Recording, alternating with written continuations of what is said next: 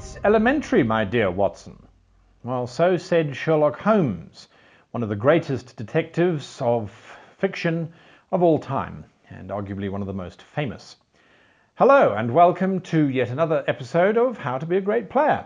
And in this episode, we are looking at how to solve a mystery. Now, a lot of us as players, we get presented a mystery, and the GM has given us what he thinks are very obvious clues, and we're sitting there going, but how did the duck kill the Duchess in the cabbage patch outside when the duck was clearly seen in the front? It just doesn't make sense. And no matter how many more clues the GM gives us, we just get frustrated and ultimately decide we'll make a wisdom check and solve it using some score or stat. That's not very fulfilling, and it's certainly not a great way to engage yourself as a player or to engage your fellows as a player. I solved the mystery using this skill. You don't want to do that. You want to solve the mystery using this skill. So how do you do it? How do you approach a mystery? Well, the GMs have got a lecture from me several weeks ago, as a matter of fact, on how to run a good mystery. So if they take those lessons to heart, you should be able to solve any mystery that they give you. And it all starts with a single question, which until you can answer absolutely emphatically to the satisfaction of any type of question that might question it, you have not solved the mystery. And the question is, why? Why has this event occurred? Once you can answer that, there's no mystery, is there?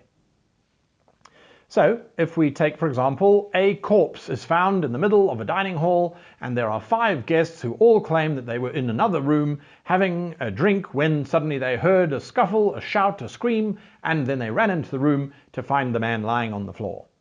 The question is, why was he killed? Doesn't matter with what, all of that stuff we're going to find out later. Why was he killed? Solve the reason why, and that will start to help solve a whole bunch of other reasons. Why was he killed here and not, say, outside in the garden? Why was he killed with that weapon and not with something else? Why was she killed why was she killed now? Why not later? So why becomes your fundamental question around which all of your other questions should be built. Why was she killed in this room? Because she was standing in it. Well, why was she standing in it? What brought her here?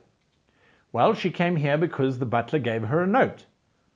Where did the butler get the note from? Or why did the butler give her a note? Well, someone at the door gave it to him. Now we can start questioning the butler. So why becomes the fundamental block. And a lot of players will approach a mystery and not write anything down. They'll simply ask the GM, so I look for clues. All right, what sort of clues are you looking for? Well, you're looking for clues that will solve the answer why. Why was she in this room? What type of clue would give you an answer as to why she was in this room? Well, if it's raining outside and she was outside, is she wearing a raincoat? If she isn't wearing a raincoat, why isn't she wearing a raincoat? Surely, if she was going outside, she would have put on a raincoat. She's hosting dinner guests back in the dining room. She's not going to come back wet. So if she was found dead outside, well, she was dragged there, or maybe she walked there. Why would she walk there in the rain? If she's found in this room, why wasn't she found in another room? What was so important about this room? Is this perhaps where the butler led the murderer to have this secret meeting with her? If so, then the butler must have led the person here. Or, if not, and the butler says, well, he left him in the hallway, he didn't take him through to the lounge, well, then why was the murderer in this room? Why particularly? What were they looking for? So why becomes a very strong point, and until you can answer every question that is proposed by the word why, you haven't solved the mystery yet. So around the word why, we add in the other W's and the H. What, where, when, and how. So why was she in this room? Well, with what was she killed? She was killed with a candlestick. Aha, if she was killed with a candlestick, then maybe it's not premeditated murder. Maybe it's a love action. A jilted lover attacked her with the candlestick. If it wasn't with a candlestick, if it was with say a gun, Well, why didn't the guests hear the gunshot? All sorts of questions that you can ask that get attached to the word why. Once you've started to ask questions, the very next thing that you should be doing is making a timeline. At what point did the guests hear the screaming? It was at 9:05. At what point did she leave the dining room? Well, that was at 9 o'clock. Why did it take her 5 minutes to go from the dining room to the lounge? That doesn't make sense. Did she perhaps go to the bedroom first, or did she go to the hallway first? Let the person in, perhaps have a discussion with them there, and then head to the dining room when she couldn't dissuade them from coming into the house. Who knows? Only you can find those clues. So by asking that one question, why did she take 5 minutes to move from one room to another, which should have taken less than a minute, you now start to get a line of investigation. Do you head to the hallway? Use those skill checks of yours by all means. But now what you are looking for is, well, are there leaves that have blown in from outside, indicating that someone was standing in the doorway for a certain amount of time before she allowed him into the house? Are there footprints that lead from outside inside? Can you see her footprints? If not, where else did she go? Did she go up into the bedroom? But why would she go to the bedroom from the dining room? What would precipitate her leaving there to go up to the bedroom? Questions that can be posed to the other guests who were part of the party, to the staff, or just in terms of, well, I look around for tracks, I look around for footprints, I look around for a sign of a disturbed magazine, or whatever the case might be. It should help you to create, now this is the timeline I'm talking about. At this time this happened, at this time this happened, at this time that happened. And you can work out quite a comprehensive timeline. It shouldn't be too hard. How far have the candles burnt down before the cry for murder went up? Are the electric lights still burning and yet it's 3 o'clock in the afternoon? Were they left on from the night before, or were they turned on for a reason? All of these kind of things revolve around time. Once you've got a timeline going, you start looking for gaps. Where was she between 9:05 and 9:07, which is when the guests found her dead on the floor? Well, she was obviously dead on the floor. Well, was she? Can you specifically say at 9:06 she was dead on the floor? I make a medicine check, I make a doctor check, I make a surgeon check, I make a healing diagnosis or whatever. She bled out for quite some time before they found her, or whatever the case might be. Once you've got a nice strong timeline, try and link events together. Well, we found the clue of wet leaves in the hallway, which were still damp and had probably not been there for more than 10 minutes. We know that the cry of murder went out 3 minutes ago, so they could have been tracked in there for that period of time. But why are there leaves in the hallway? Now, here's a critical thing. Jot down the clues or the things that you find, but don't try and link them together, because it means you are trying to tell a story of the different things that you found. Not all of them might be relevant to the actual murder mystery or whatever the mystery is.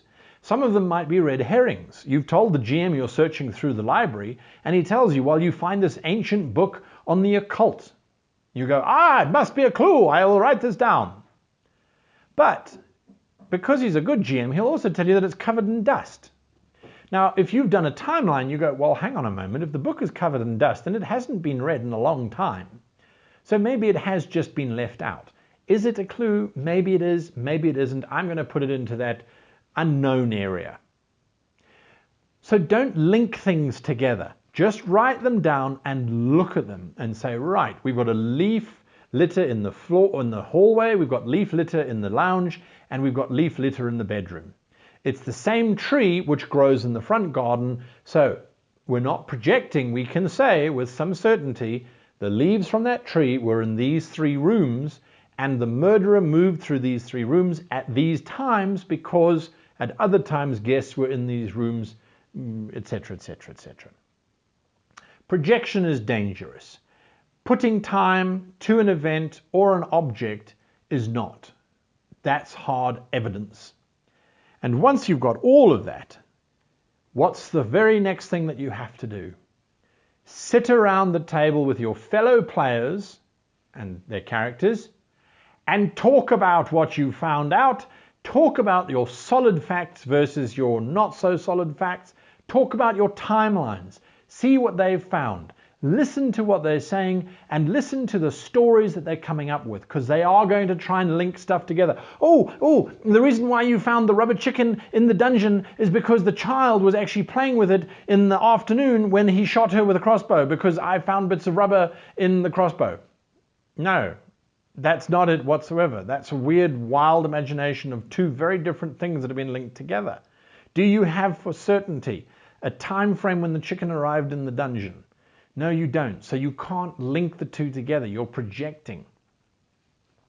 So once you've got all of that, once you've sat with your fellow players and you've worked out all of the clues that you've needed to gather, then come back and say, right, this is what we've got. What are we missing?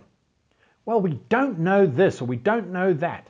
Your GM is listening out to you and he wants you to solve the mystery, because otherwise he looks like an idiot.